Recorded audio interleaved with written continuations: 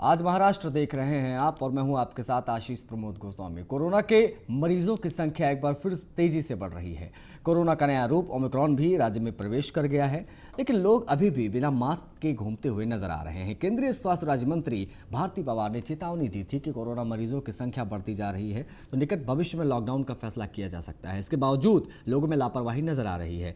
बुल्ढाना जिला के शेगांव शहर के बाजार में लोग बिना मास्क के नजर आए। लोग बिना मास्क के सब्जी मंडी में घूमते दिखाई दिए। व्यापारी लोग भी मास्क के बिना ही बाजार में दुकान लगाए बैठे थे, लेकिन प्रशासन इस पर कोई ध्यान नहीं दे रहा है।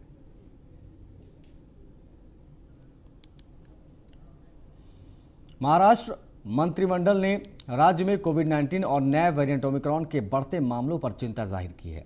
इसके साथ ही मुख्यमंत्री उद्धव ठाकरे ने कोरोना वायरस के प्रसार को रोकने के लिए वैक्सीनेशन की गति तेज करने और प्रभावी कदम उठाने की आवश्यकता पर जोर दिया है। दरअसल दक्षिण मुंबई के विधान भवन में मंत्रिमंडल की बैठक हुई। इसमें ऑनलाइन माध्यम से मुख्यमंत्री उद्धव ठाकरे ने हिस्सा लिया। इस दौरान उद्धव ठाकरे ने कहा कि हमें और सतर्क रहना है और सख्त कदम उठाने होंगे। उन्होंने यह भी निर्देश दिया कि अगले 1-2 दिन में टास्क फोर्स की बैठक कर ली जाए। साथ ही ठाकरे ने इस वायरस के प्रसार को रोकने के लिए सतर्कता बरतने और प्रभावी कदम उठाने का सुझाव दिया।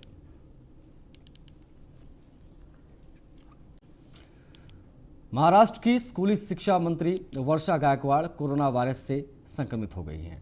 इन्होंने संपर्क में आए सभी लोगों से कोविड-19 की जांच कराने का अनुरोध किया है। वर्षा गायकवाड़ ने ट्वीट करके बताया कि वह कोरोना वायरस से संक्रमित हो गई हैं। उन्होंने ट्वीट करते हुए कहा कि मुझे आज पता चला है कि कल शाम पहली बार लक्षण महसूस होने के बाद मैंने कोविड-19 के लिए पॉजिटिव टेस्ट कराया, जो पॉजिटिव निकला। हालांकि मेरे लक्षण अपेक्षाकृत हल्के हैं।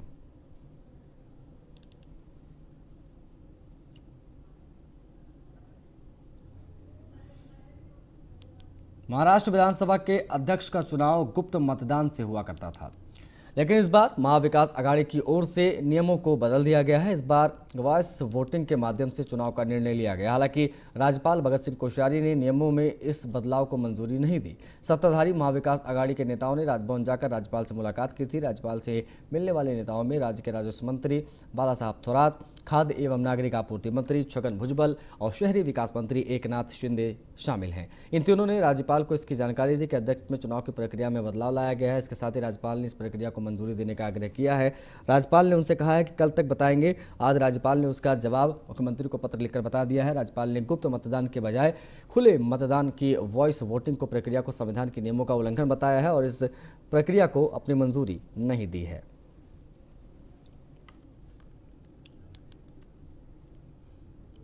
केंद्रीय मंत्री नारायण राणे नागपुर का कार्यक्रम बीच में ही छोड़कर मुंबई पहुंच गए। राजनीतिक गलियारों में नारायण राणे के विधायक बेटे नितेश राणे की गिरफ्तारी की चर्चा जोरों पर है। कहा जा रहा है कि इन्हीं आशंकाओं को ध्यान में रखते हुए नारायण राणे ने नागपुर के कृषि प्रदर्शनी के कार्यक्रम को बीच में छोड़ दिया और मुंबई की ओर रवाना हो गए। शिवसेना नितेश राणे पर काफी आक्रामक नजर आई। शिवसेना ने नितेश राणे को घेरने की हर कोशिश की। शिवसेना नितेश राणे पर तो तरफा वार कर रही है। एक तरफ शिवसेना संतोष परब पर हमला करने के मामले में गिरफ्तारी की मांग कर रही, तो दूसरी तरफ विधायक भास्कर जाधव ने सवाल उठाया है कि नितेश राणे ने उनके खिलाफ गलत टिप्पणी की है। इस पर उन्होंने विधानसभा से निलंबित क्यों नहीं किया जाए। गृह राज्य मंत्री शंभूराज देसाई ने कहा है कि नॉट रीचेबल होने से कुछ नहीं होता है, उन पर कार्रवाई तो निश्चित होगी। विधानसभा में सुनील प्रभु ने भी नितेश राणे पर कठोर से कठोर कार्रवाई करने की मांग की है। शिवसेना विधायक वैभव नाइक ने कड़कवाली पुलिस स्टेशन तक मोर्चा निकाला और उनकी गिरफ्तारी की मांग की। इन सबके बीच कड़काली पुलिस स्टेशन की पुलिस नितेश राणे की तलाश में लगी हुई है। केंद्रीय राज्य मंत्री रामदास अठावले ने कहा है कि बीजेपी और शिवसेना को अब एक साथ आ जाना चाहिए।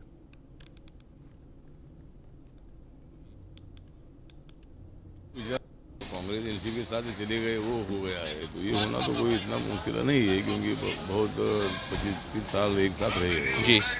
इसीलिए ऐसे फॉर्मूले पर विचार होना चाहिए। शिव सैनिक जो है वो भी चाहते हैं कि भाई बीजेपी के साथ जाना चाहिए और शिव सैनिकों का विचार ध्यान में रखते हुए माननीय उद्धव ठाकरे जी ने यही निर्णय लेना चाहिए कि भाई उनकी तबीयत ठीक नहीं है, तो इसीलिए मतलब देवेंद्र फडणवीस को मुख्यमंत्री को बनाकर फिर दोनों ने एक साथ आना। कांग्रेस एनसीपी महाराष्ट्र के परिवहन मंत्री अनिल परब ने सोमवार को विधान परिषद में प्रश्नकाल में कहा कि एसटी कर्मचारियों की हड़ताल से निगम को 605 करोड़ रुपए का नुकसान हुआ है। परब ने कहा कि काम पर लौटने की बार बार अपील करने के बावजूद कई कर्मचारी काम पर नहीं लौटे। निलंबन वापस लेने का वादा करने के बावजूद वह काम पर नहीं लौटे।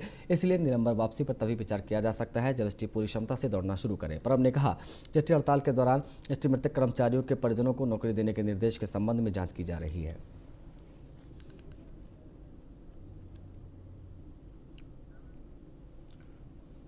औरंगाबाद के बीजेपी विधायक अतुल सावे के खिलाफ संभाजी राजे भोसले नाम के शख्स ने मोबाइल टावर पर चढ़कर प्रदर्शन किया।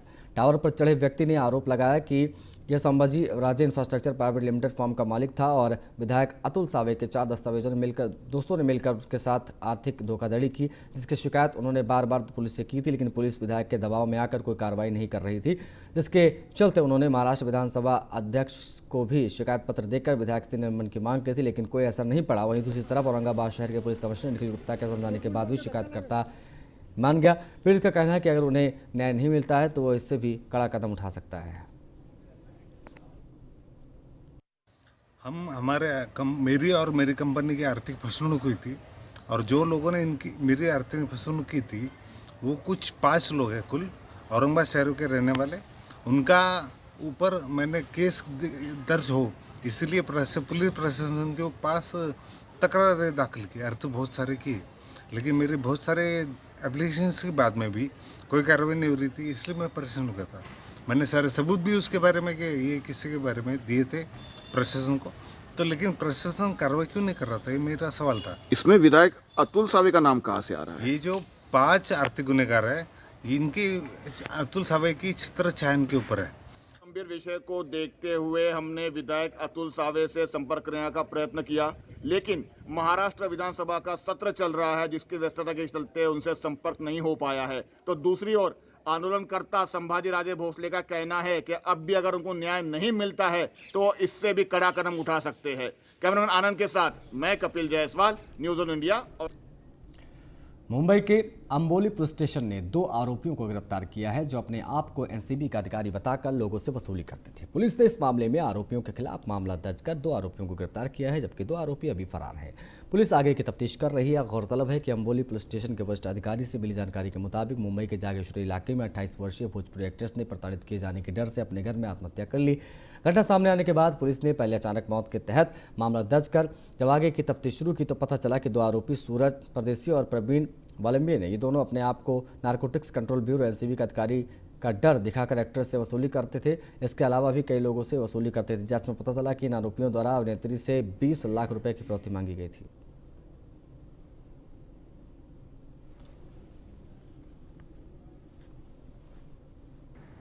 तेईस तारीख को अंबोली पुलिस स्टेशन के हद्दी में एक 28 साल के लेडी ने सुसाइड किया, ऐसा इन्फॉर्मेशन मिला था और उसमें अंबोली पुलिस स्टेशन में एडीआर दाखिल था। और ये एडीआर के इन्वेस्टिगेशन में ऐसा पता चला 20 दिसंबर को जब वो मृतक लेडी है वो उनके फ्रेंड्स के साथ एक होटल में पार्टी करते टाइम पे और 2-3 आरोपी वहाँ पे आए और उन्होंने बताया कि यहाँ पे एनसीबी का रेड हुआ है और वो एनसीबी ऑफिसर है, ऐसा उनको झूठ बता के उस केस में गुनाह नहीं दाखिल करने के लिए उनसे 20 लाख की मांगनी की है और बार बार उनसे फ़ोन करके पैसे की मांगनी किया। इसका परेशानी में वो 28 साल की लेडी और उनके घर में हैंगिंग करके सुसाइड करके लिया है। एक अभिनेत्री ने ओसीवरा पुलिस स्टेशन के लिमिट में आत्महत्या करने का काम किया है। जांच में पता चल रहा है कि कुछ लोग नकली एनसीबी के अधिकारी बनकर उनसे डरा धमका कर पैसे ले रहे थे। बदनामी के डर के कारण उस लड़की ने आत्महत्या करने का काम किया है। निश्चित रूप से एनसीबी के अधिकारियों ने प्राइवेट आर्मी मुंबई शहर में बना रखी थी और उसके जरिए बड़ा वसूली का धंधा चल रहा था। गोसावी भानुशाली जैसे लोगों का पर्दाफाश हुआ और कई लोग इस आर्मी में हैं। हमने कहा था इस विषय में भी प्राइवेट आर्मी का एंगल जांचना चाहिए और निश्चित रूप से प्राइवेट आर्मी एनसीबी के नाम पर मुंबई शहर में उगाही का धंधा। महाराष्ट्र के जलगांव जिले में एनसीपी नेता एकनाथ खडसे की बेटी रोहिणी खडसे एक शादी समारोह से लौट रहे थे, तभी उनके कार पर अज्ञात लोगों ने हमला कर दिया। इस घटना की सूचना पुलिस को दी गई। पुलिस ने अज्ञात हमलावरों के खिलाफ मामला दर्ज कर हमलावरों की तलाश तेज कर दी। यह घटना सोमवार रात की बताई जा रही है, जिसके बाद इस हमले से जलगांव में सियासी क्षेत्र में हड़कंप मच गया है। जब रोहिणी खट से एक समारोह के बाद चांगदेव से मुक्ताई नगर जा रही थी, इस दौरान 2 बाइक और 4 अज्ञात हमलावरों ने कत्तई मिल क्षेत्र के पास उनकी गाड़ी पर पथराव किया। पथराव के बाद उन्होंने रोहिणी खड़से के वाहन पर रॉड से हमला किया। इस दौरान चालक कार को सड़क से हटाकर रोहिणी खड़से को लेकर खेत की ओर भाग गया। खड़से परिवार ने बताया कि रोहिणी खड़से और चालक को सुरक्षित बचा लिया गया है। माना जा रहा है कि हमलावर अंधेरे का फायदा उठाकर मौके से फरार हो गए। कयास लगाए जा रहे हैं कि यह हमला रोहिणी खड़से द्वारा पिछले हफ्ते मुक्ताई नगर गाँव में अवैध व्यापार के खिलाफ आवाज़ उठाने को लेकर कहा। महाराष्ट्र के पुणे में एक बड़े सड़क हादसे में ट्रक से कुचलकर 3 लोगों की मौत हो गई। महाराष्ट्र के पुणे शहर में आज सुबह मुंबई बेंगलुरु राजमार्ग पर एक मिनी ट्रक ने 3 लोगों को कुचल दिया। सिंघद रोड थाने के निरीक्षक पी वगमरे ने बताया कि यह हादसा नरहे क्षेत्र में सुबह करीब 9 बजे हुआ। रायगढ़ जिले के अधिस्ते गांव की महिला सरपंच की बेरहमी से हत्या कर दी गई। सूत्रों के मुताबिक महिला के शव पर कपड़े न होने से लोगों में महिला के साथ बलात्कार होने की आशंका जताई है।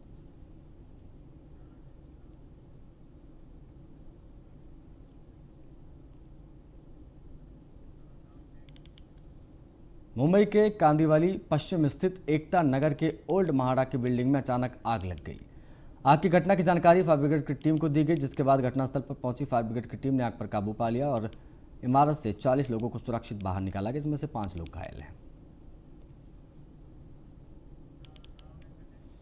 मुंबई उपनगर जुहू चौपाटी पर सड़क के किनारे रहने वाले बाघरी समाज के एक परिवार के छोटे बच्चों को एक व्यक्ति ने किडनैप किया था, जिसकी शिकायत परिवार वालों ने सांता क्रूज पुलिस स्टेशन पर दर्ज कराई थी। सांता क्रूज पुलिस ने तत्काल मामला दर्ज करते हुए सीसीटीवी के आधार पर मात्र 4 घंटे के अंदर आरोपी को गिरफ्तार कर लिया।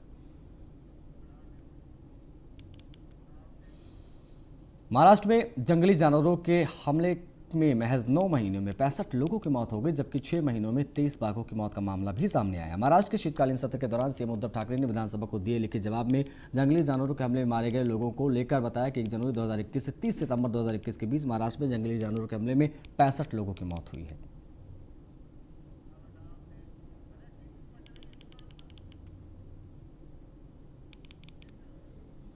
भारतीय मौसम विभाग ने महाराष्ट्र के अलग अलग जगहों में बेमौसम बरसात होने का अनुमान जताया है। मध्य भारत में वेस्टर्न डिस्टर्बेंस की वजह से मराठावाड़ा, विदर्भ और उत्तरी महाराष्ट्र के कुछ जिलों में कड़कड़ाहट के साथ बारिश होने का अनुमान है।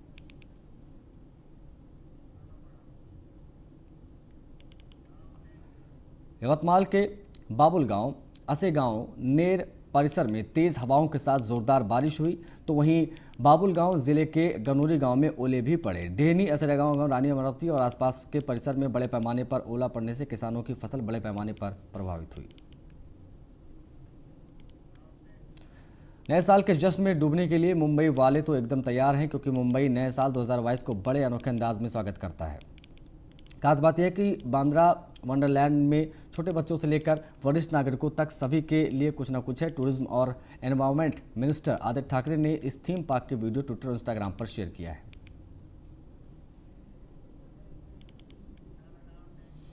देश के पहले सुपरस्टार कहे जाने वाले दिग्गज दिवंगत अभिनेता राजेश खन्ना पर जल्द ही बायोपिक बनने वाली है। इस बायोपिक को लेकर ऑफिशियल अनाउंसमेंट 29 दिसंबर को राजेश खन्ना की 19वीं बर्थ एनिवर्सरी के अवसर पर की जा सकती है।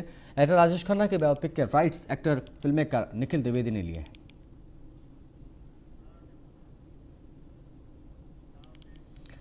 शेयर बाजार में आज शानदार खरीदारी रही। दिन भर के कारोबार के बाद सेंसेक्स 477.24 अंक के साथ 57,897.48 के लेवल पर बंद हुआ। वहीं निफ्टी 148.05 अंक की तेजी के साथ 17,234.30 के लेवल पर बंद हुआ।